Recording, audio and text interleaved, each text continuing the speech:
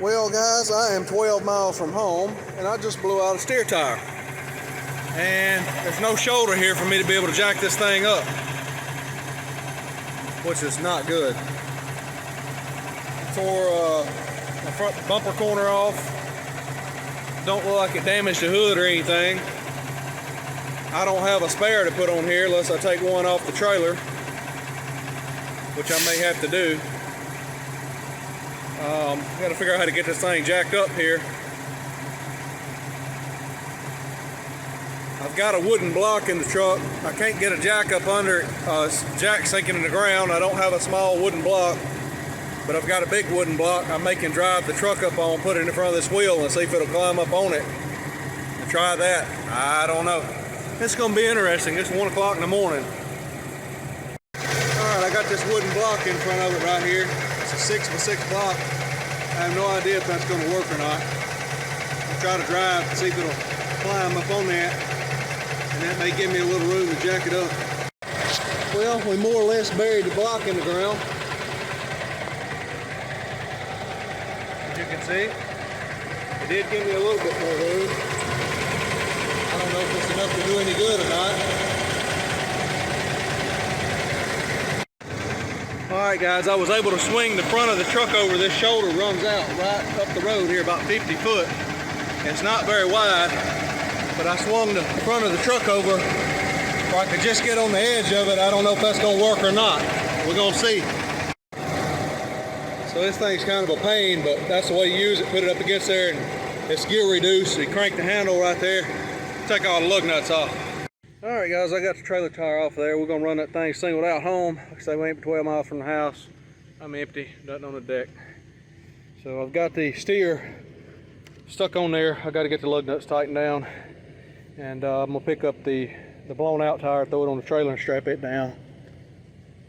We'll be good to go. Alright guys, we got the trailer tire on the steer. We're going to see if we can ease to the house here. Alright guys, so it is the next day.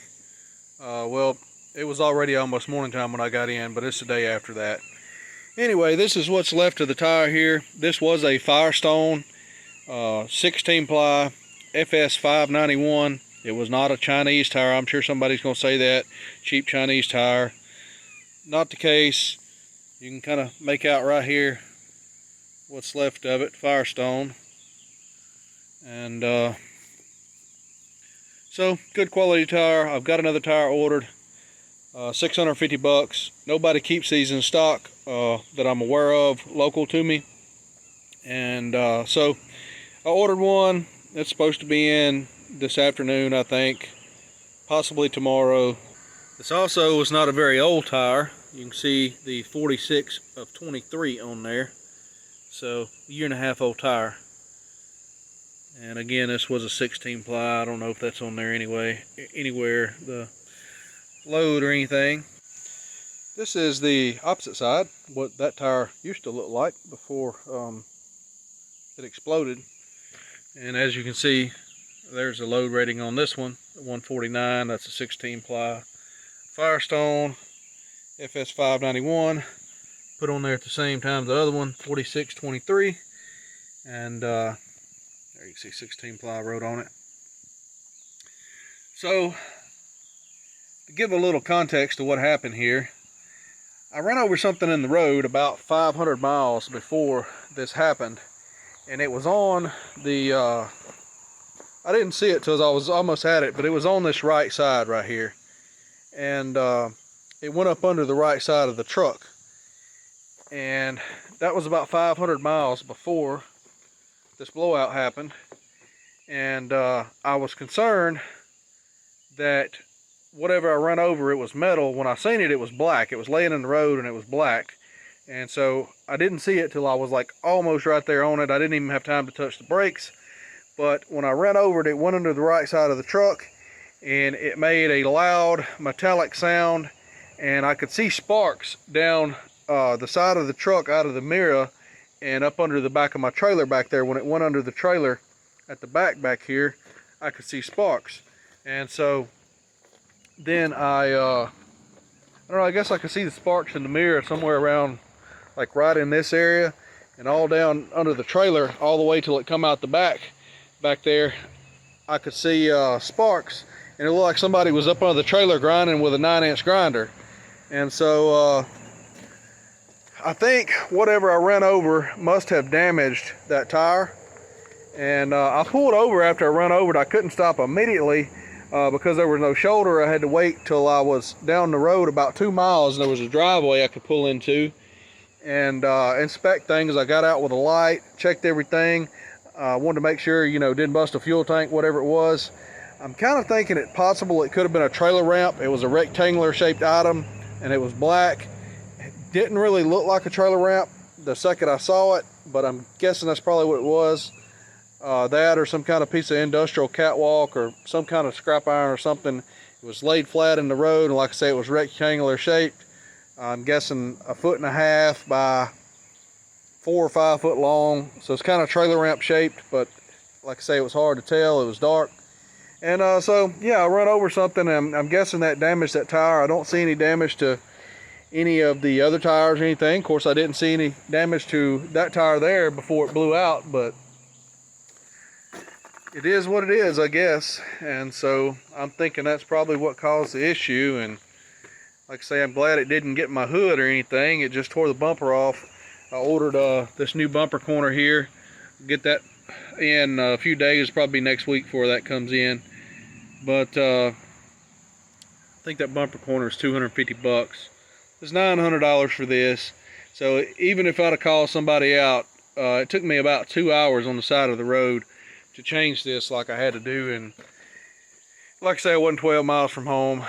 Even if I'd have called somebody out, it would have been 2 hours before they could have got there, because it's kind of in the middle of nowhere. And they would not have had the matching tire for the other side that I needed. They would have brought me some whatever kind of tire to put on there. And then so I would have still had to order another matching tire. So it wasn't really a good solution to my problem there. Best bet was to do this, make it home, and then order a tire and waiting on it to come in. And whenever it comes in, I will take the other, what's left of that tire off that wheel, put the new tire on it if it's not damaged, and I got to take this tire back off and put back on the trailer back there. So just want to give some context to the video, because I'm sure people will be asking a bunch of questions. Alright, so got this thing unstrapped. I'm going to throw it off over here on the ground, I suppose, get it off the truck, and then I'll get the tractor and move it and get into the shop there so I can get the tire off of there, what's left of it, and check the wheel out and everything. I'll tell you, if this trucking gets any better, I'm going to see if I can pay them to haul these loads, because I'm definitely not making any money. Expenses are so high, and the rates are so cheap that really not even worth it. So after looking this wheel over a little bit, I don't think I'm going to reuse this. It's going in the junk pile. I have some other wheels over there that I can use. It's in better shape, and so I think that's what I'm going to do. I'm not going to mess with this. I will go ahead and take that tire off of there. That way I can scrap the wheel and scrap the tire separately, but I'm not going to use it. I'm not going to put it back on the truck. Alright, so this is a wheel I'm going to use right here. This tire has actually still got good tread on it. This was a drive tire, but it's older than it should be to be going on a truck. This tire is about 8 years old. I had one of these that blew out, and I pulled the whole set of 4 off just because I didn't know. They wasn't that old then when I put them off. They was only about 4 years old, but I didn't feel comfortable running them any longer. And so I pulled the whole set off and replaced the whole set of drives. So I have these, I got 2 of them here. I don't know where the other one went. I may have chunked the other one already. But I have 2 of them here that still got good tread on them. And so I'm gonna pull these off, junk the tires, as I say, too old. And I'll have 2 good wheels here, one of which I'm just fixing to use on that steer. Clean it up a little bit, and when my new tire comes in, I'll mount it right on this wheel, taking the old wheel that come off of the steer that just blew out, chunking it in the scrap.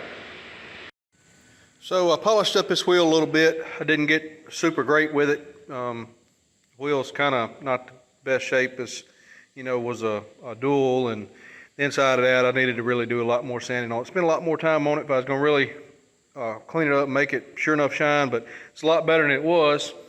I got my tire in.